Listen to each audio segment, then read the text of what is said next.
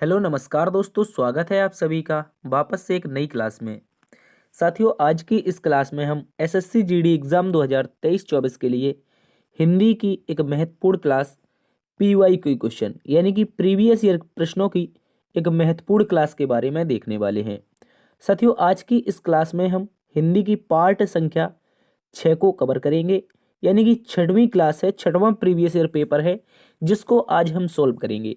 ये सारे के सारे जो प्रश्न हैं पिछले साल यानी कि इसी वर्ष, यानी कह सकते हैं कि जो जनवरी और फरवरी के माह में एसएससी जीडी एग्जाम 2022 का पेपर हुआ था, उसके सारे के सारे प्रश्न आपके सामने रहने वाले हैं।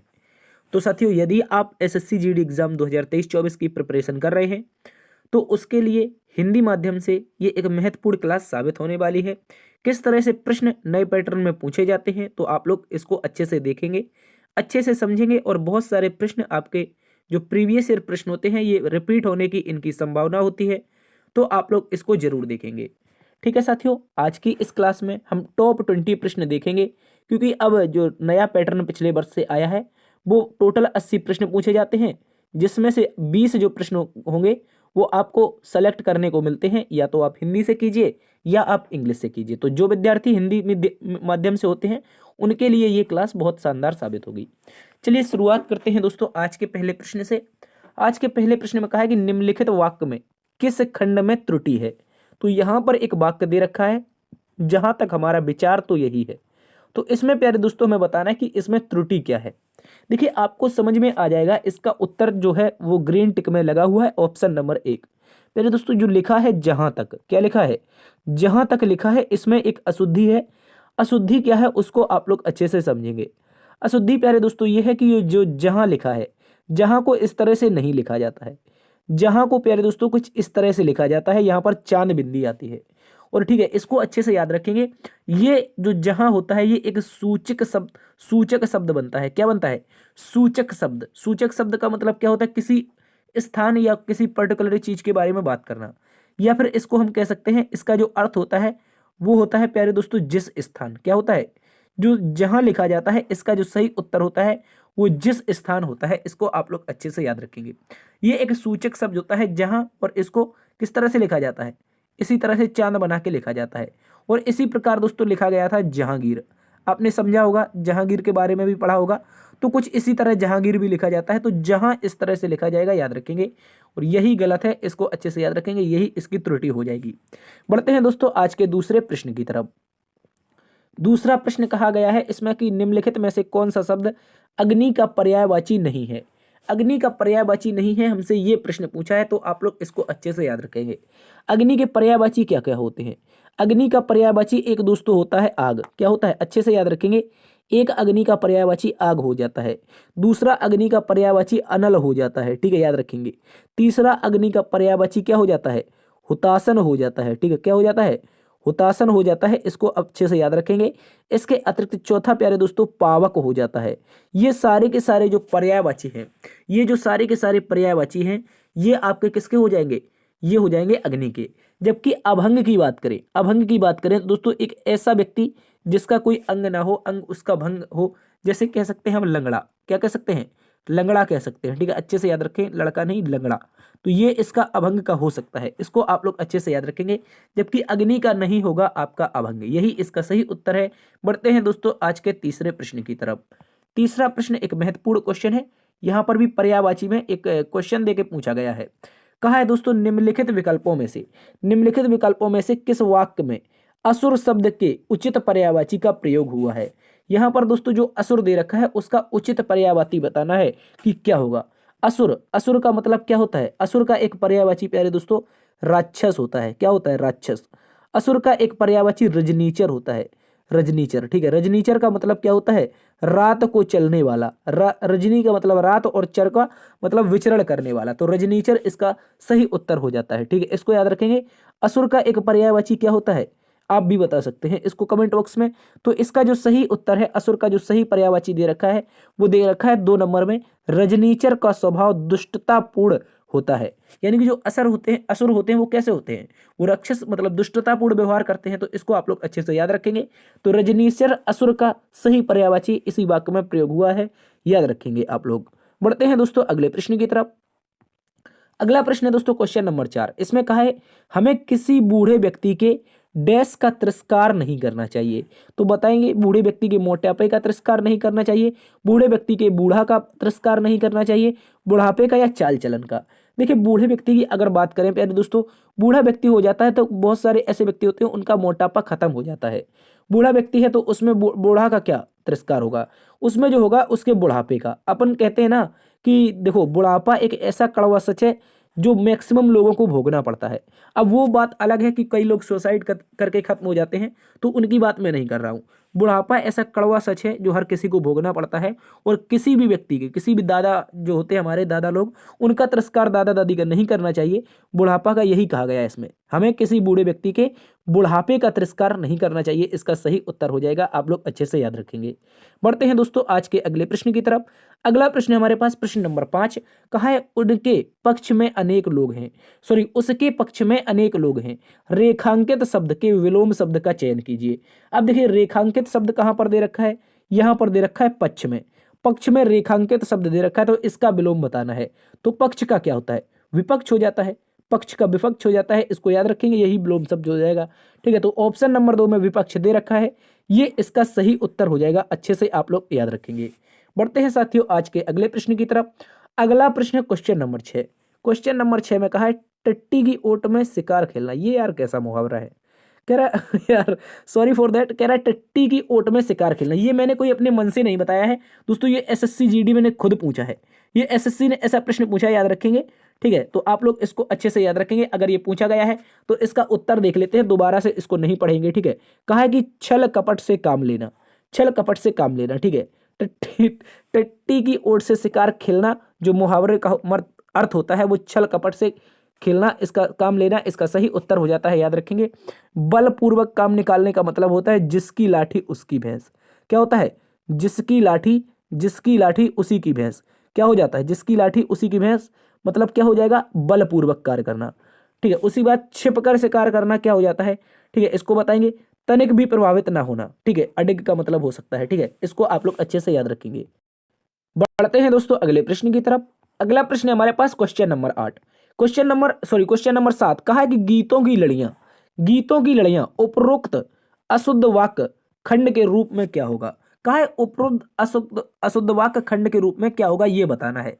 तो गीतों की लड़ियां नहीं होती हैं दोस्तों, गीतों की लड़ियां नहीं होती हैं, गीतों की क्या होती हैं, कड़ियां होती हैं, गीतों की कड़ियां होती हैं। आप लोग इसको अच्छे से याद रखेंगे। अपने माताओं बहनों को अपने घर में सुना होगा, हमारी मम्मी जो होती हैं कि दीदी वो कड़ी बता दो, वो मैं भूल गई, वो कौन सी थी, अपने गीत की कृष्ण भगवान के भजन की वो कौन सी कड़ी थी। ठीक है, तो वो कड़ियां इस तरह से पूछी जाती हैं महिलाओं के द्वारा। तो गीतों की लड़ियां नहीं होती हैं प्यारे दोस्तों, क्या होती हैं, कड़ियां होती हैं। तो कविता भी कई कड़ियों में लिखी जाती है, कविता को पढ़ते वो भी एक प्रकार का गीत होता है। ठीक है, इसको याद रखेंगे। तो गीतों की कड़ियां इस प्रश्न का सही से उत्तर हो जाएगा, इसको आप लोग अच्छे से याद रखेंगे। ऑप्शन नंबर 1 सही उत्तर है। बेड़ियां का मतलब क्या होता है, जो पाँव में किसी कैदी को गिरफ्तार करने में यूज की जाती हो। ठीक है, अगला प्रश्न हमारे पास दोस्तों क्वेश्चन नंबर 8। और क्वेश्चन नंबर 8 में हमसे कहा है दिए गए वाक्यांश के लिए सार्थक शब्द बताइए। दोपहर के बाद का समय क्या होता है, दोपहर के बाद का समय क्या होता है, इसको याद रखेंगे। और ये दोस्तों बहुत एमसीक्यू क्वेश्चन बना था पिछली बार, बहुत सारे विद्यार्थियों ने इसमें क्या लगाया था, ये बोल हम लोग क्या पढ़ते हैं, दोपहर के बाद क्या पढ़ते हैं, इस तरह से हम लोग जानते थे। ठीक है, दोपहर के पहले क्या होता है, हम लोग जानते थे दोस्तों एएम होता है। दोपहर के बाद क्या होता है दोस्तों, पीएम होता है। अब बहुत सारे विद्यार्थियों ने क्या किया, एएम का मतलब अपराह्न कर दिया, क्या कर दिया, अपराह्न कर दिया। ठीक है, अपराह्न हो गया एएम का मतलब, और दोस्तों उन्हें पीएम का मतलब पूर्वाह्न कर दिया। तो ए मतलब अप और पी मतलब पूर्व। लेकिन ये प्रश्न दोस्तों गलत उत्तर है, आप लोग अच्छे से याद रखेंगे। देखिए दोपहर को इसी तरह लिखा जाएगा, दोपहर। ठीक है, दोपहर के बाद दोस्तों आपका पीएम जरूर आता है और पहले एएम जरूर आता है। लेकिन दोस्तों याद रखेंगे एएम का मतलब होता है पूर्वाह्न। ठीक है, क्या होता है, एएम का मतलब होता है पूर्वाह्न, और जबकि पीएम का मतलब होता है अपराह्न। ठीक है, क्या होता है, अपराह्न। ठीक है, इस तरह से आप लोग अच्छे से याद रखेंगे, अपराह्न इस तरह से इसका उत्तर होता है। मतलब कहने का क्या है प्यारे दोस्तों, दोपहर के बाद का जो समय होगा वो अपराह्न होगा। ठीक है, इसको आप लोग अच्छे से याद रखेंगे। बढ़ते हैं साथियों आज के अगले प्रश्न की तरफ। अगला प्रश्न है क्वेश्चन नंबर 9। क्वेश्चन नंबर 9 में कहा है कि अगले माह वसंत ऋतु प्रारंभ होगी। अगले माह क्या होगा, वसंत ऋतु दोस्तों प्रारंभ हो जाएगी। और कहा है रेखांकित शब्द के विलोम शब्द का चयन कीजिए। रेखांकित क्या दे रखा है? वसंत। और वसंत का विलोम बताना है प्यारे दोस्तों, वसंत का विलोम बताना है, क्या हो जाएगा। देखिए मैं बात करूं अगर वसंत के विलोम की, किसकी? वसंत के विलोम की बात करूं तो वसंत का जो विलोम होता है वो पतझड़ होता है। ठीक है प्यारे दोस्तों, आप लोग अच्छे से याद रखेंगे, ये एक अच्छा प्रश्न है। बसंत का विलोम पतझड़ होता है। अब बहुत सारे विद्यार्थी ये कहेंगे सर बसंत के मौसम में, बसंत के जो मौसम होते हैं उसमें पत्ते झड़ते हैं, तो ये तो एक जैसे नहीं लग रहे हैं। लेकिन याद रखेंगे एग्जामिनर के द्वारा जो उत्तर माना जाता है वही हमारा सही उत्तर होता है। याद रखेंगे पतझड़ इसका सही उत्तर है। आप लोग अच्छे से याद रखेंगे। ग्रीष्म का क्या हो जाएगा? ग्रीष्म का शरद हो जाएगा। ठीक है, ग्रीष्म का क्या हो जाएगा? शरद हो जाएगा, या फिर कह सकते हैं शीत हो जाएगा। ठीक है, इस तरह से इसको आप लोग अच्छे से याद रखेंगे। शीत भी लिख सकते हैं या फिर शरद लिख सकते हैं। ठीक है, गर्म का शरद लिख सकते हैं, गर्म का ठंडा भी होता है, इसको याद रखेंगे। तो एक बार आप लोग फिर से समझ लेंगे, बसंत का क्या हो जाएगा? पतझड़ हो जाएगा। चलते हैं अगले प्रश्न की तरफ। अगला प्रश्न है दोस्तों क्वेश्चन नंबर 10। क्वेश्चन नंबर 10 में कहा है निम्नलिखित में से विशेषण शब्द का उदाहरण है। विशेषण शब्द बताना है यहाँ पर। इन विकल्पों में से विशेषण क्या है हमें ये बताना है। तो दोस्तों अगर हम बात करें विशेषण की, देखिए विशेषण का मतलब क्या होता है? किसी शब्द की विशेषता बताना। किसी शब्द की विशेषता बताना, तो इसका सही उत्तर हमें ऑप्शन नंबर 3 में दिखाई दे रहा है, भारतीय। भारतीय क्या है? एक विशेषण शब्द है। ये क्या है? भारत। भारत क्या है? ये एक नॉर्मल शब्द है। ठीक है, जबकि विशेषण हमें भारत में दे रखा है, इसको आप लोग अच्छे से याद रखेंगे। बढ़ते हैं अगले प्रश्न की तरफ। अगला प्रश्न है क्वेश्चन नंबर 11। क्वेश्चन नंबर 11 का मतलब कह रहा है कि निम्नलिखित मुहावरे में उचित अर्थ विकल्पों से चुनिए। और मुहावरे में कहा है दोस्तों मुट्ठी गर्म करना। मुट्ठी गर्म करना का मतलब क्या है? याद रखेंगे, मुट्ठी गर्म करना का मतलब होता है प्यारे दोस्तों घूस देना। क्या होता है? घूस देना, इसका सही उत्तर हो जाता है, याद रखेंगे। तो ऑप्शन नंबर 1 मुट्ठी गर्म करना। जैसे आपका कोई मामला हो गया, मान लीजिए किसी से लड़ाई हो गई और आपने क्या किया? पुलिस को कॉल कर दिया। अब पुलिस वाले साहब आए, आज की डेट में तो वो कहने लगे चाय पानी के पैसे दो। क्या कहते हैं? चाय पानी का खर्चा दे दो। जैसे लगता हो कि सरकार इनको पैसे ही नहीं देती है। क्या मांगते हैं? चाय पानी का खर्चा। किसानों का जो गरीब होंगे उनका केस सॉल्व भी करने आएंगे, सरकार से तनख्वाह भी लेंगे, लेकिन बाद में किसान से ही चाय पानी का क्या मांगेंगे? खर्चा मांगेंगे। ये बहुत अन्याय होता है यार, ये बहुत अन्याय होता है। कैसा अन्याय है हमारे देश का। ठीक है, लेकिन याद रखेंगे अगर कोई दूसरा व्यक्ति पैसे से मजबूत है तो दरोगा जी की मुट्ठी गर्म कर देगा, और दरोगा जी भले ही आपकी गलती ना हो आपको ही पीट के चले जाएंगे। ठीक है, आप लोग इसको अच्छे से याद रखेंगे। तो मुट्ठी गर्म करने का मतलब है घूस देना, इसको याद रखेंगे। अगले प्रश्न में कहा है दोस्तों जिसकी सीमा ना हो, वाक्यांश के लिए उचित शब्द क्या है ये बताइए। तो जिसकी सीमा ना हो उसका मतलब हो जाएगा पहले दोस्तों असीम। क्या हो जाएगा? असीम इसका सही उत्तर हो जाएगा। आप लोग अच्छे से याद रखेंगे। यहां पर लिखा है सीमांकित, सीमा पर अंकित। क्या हो जाएगा? सीमा पर अंकित या सीमा पर स्थित, इसका सही उत्तर हो जाएगा सीमा पर अंकित। याद रखेंगे सीमांकित। ठीक है, अच्छे से याद रखना है। तो इस प्रश्न का सही उत्तर सीमा ना हो असीम सही उत्तर है। बढ़ते हैं साथियों अगले प्रश्न की तरफ। कहा है निम्नलिखित प्रश्न, निम्नलिखित वाक्य में रेखांकित खंड के स्थान पर प्रयुक्त होने वाले सबसे उपयुक्त विकल्प का चयन कीजिए। यहाँ पर सबसे उपयुक्त विकल्प कौन सा होगा हमें ये बताना है। कहा है टब पानी से ठूसम ठूस भरा है। टब क्या कहा है? टब पानी से, पानी से कैसा भरा है? ठूसम ठूस भरा है। इसके स्थान पर ठसाठस, चकाचक, लबालब या फुलम फुल। ठीक है, आप लोग अच्छे से याद रखेंगे। जो उत्तर दे रखा है ग्रीन कलर से, लबालब। हम क्या कहते हैं? पानी कैसे बढ़ता है? लबालब बढ़ता है। ठूसम ठूस यार पानी कब बढ़ते हुए देखा है आपने? देखा होगा, मान लीजिए एक बाल्टी है, एक आपकी मैं बाल्टी बना देता हूं, और इस बाल्टी में अगर पानी भरना है हम लोगों को, तो आप इसको फुल भर देंगे तो कैसे कहते हैं? पानी यार लबालब हो गया, ज्यादा हो गया, थोड़ा खाली कर लेते हैं। तो इस तरह से क्या हो जाएगा? लबालब इस प्रश्न का सही उत्तर है। बढ़ते हैं अगले प्रश्न की तरफ। अगला प्रश्न है क्वेश्चन नंबर 14। कहा है दोस्तों निम्नलिखित वाक्य के किस शब्द में अशुद्धि है? ये एक वाक्य दे रखा है। कहा है देश में यह बीमारी कोरोना के कारण फैली थी। देश में यह बीमारी कोरोना के कारण फैली थी, सही उत्तर क्या होगा? तो दोस्तों जो बीमारी लिखा है गौर से समझना है, ये जो बीमारी ये गलत लिखा गया है। बीमारी को लिखा कैसे जाता है? तो बीमारी इस तरह से लिखी जाती है, बीमारी। ठीक है, याद रखेंगे बीमारी इस तरह से लिखा जाता है, यही इसका सही उत्तर होगा। जबकि बीमारी ये वाला गलत लिखा है, तो यही इसकी अशुद्धि हो जाएगी। ऑप्शन नंबर 1 इसमें अशुद्धि दे रखी है। बढ़ते हैं दोस्तों अगले प्रश्न की तरफ। आज का 15वां नंबर क्वेश्चन है, इसको याद रखेंगे। कहा है दोस्तों निम्नलिखित वाक्यांश के लिए उपयुक्त सार्थक शब्द का चयन कीजिए। कहा है दोस्तों जो समान ना हो, जो समान ना हो इसका एक शब्द क्या होगा? तो इसका एक शब्द हो जाएगा विषम। इसका एक शब्द ये भी हो सकता है असमान। क्या हो सकता है? इसका एक शब्द ये भी हो सकता है असमान, लेकिन ऑप्शन में नहीं दिया है। तो असमान और विषम एक जैसे होते हैं, तो विषम इसका सही उत्तर हो जाएगा। आप लोग अच्छे से याद रखेंगे। चलिए दोस्तों बढ़ते हैं आज के अगले प्रश्न की तरफ। अगला प्रश्न है, एक कॉम्प्रिहेंशन हमारे सामने आ चुका है और क्वेश्चन नंबर 16 में हमसे पूछा है रिक्त स्थान 1 पर आने वाला सबसे उपयुक्त शब्द क्या होगा। कहा है दोस्तों रिक्त स्थान 1, ये जो रिक्त स्थान नंबर 1 दे रखा है इसके स्थान पर क्या आएगा इसको हमें बताना है। तो दोस्तों अगर हम कॉम्प्रिहेंशन यानी कि एक गद्यांश को पढ़ते हैं तो गौर से समझना है। कहा गया है क्या आपने कभी इस बात पर गंभीरता पूर्वक किया है, क्या किया है दोस्तों, गंभीरता पूर्वक विचार किया है।